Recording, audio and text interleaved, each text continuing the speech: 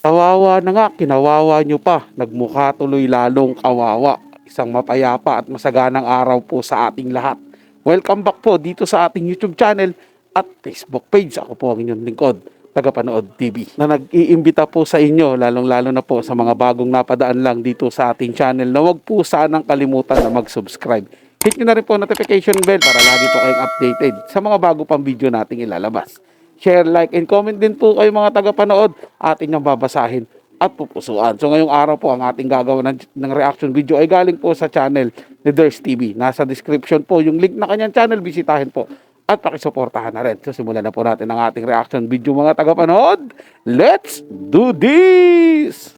Hello everyone! Kung bago pa lang kayo dito sa ating channel, mag-subscribe na kayo at i-hit ang notification bell para lagi kayong updated sa mga balitang napapanahon.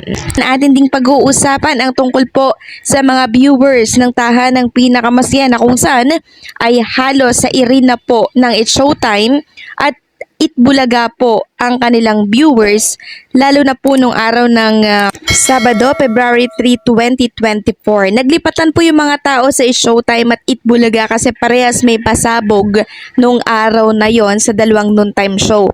Habang sa tape, napag-iwanan po sila ng viewers. Kaya dapat lang talaga na mag-brainstorming ang ilang empleyado doon dahil naubos na po talaga yung interest ng tao sa kanila. Itong naging ratings ng noontime show na kung saan ay napag-iwanan na po ang tahanang pinakamasaya sa ratings at naagaw ng It's Showtime at Itbulaga. No? Yung televiewers nila napunta po sa dalawang show nung February 2 and February 3. So, nung February 2 po, 4.7% ang nakuha ng Itbulaga, no?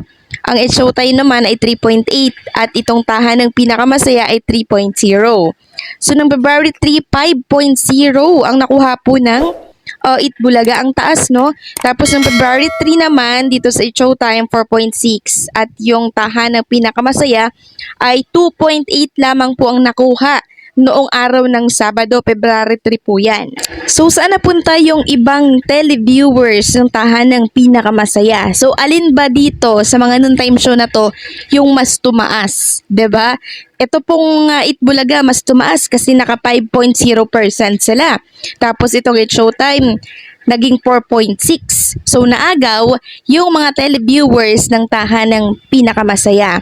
So ang It's Showtime kasi at Itbulaga, hasana po sila. Alam nilang every Saturday dapat may mga handa silang pasabog kasi ito yung araw na nasa bahay ang lahat.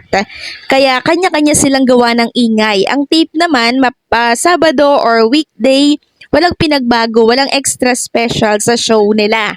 Kaya marahil na pag-iiwanan sila ng mga viewers.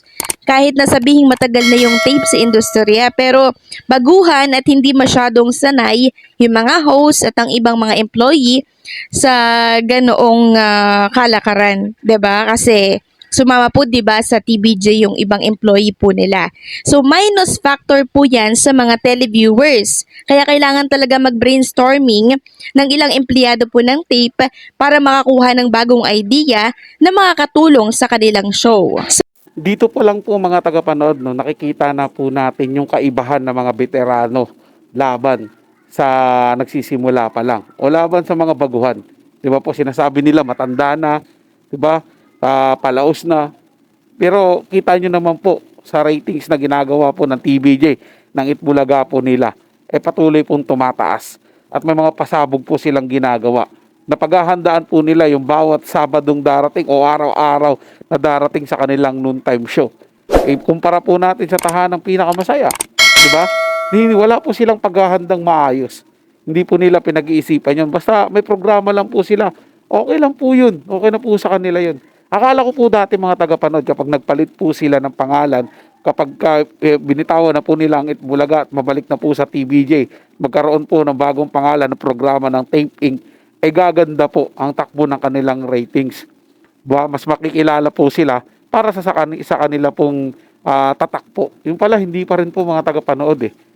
Dito po natin nakikita mga tagapanood na nakasalalay pa rin po sa mga staff ng programa na yan at lalong-lalo na po sa mga host, sa mga creatives po nila, sa mga writers po nila.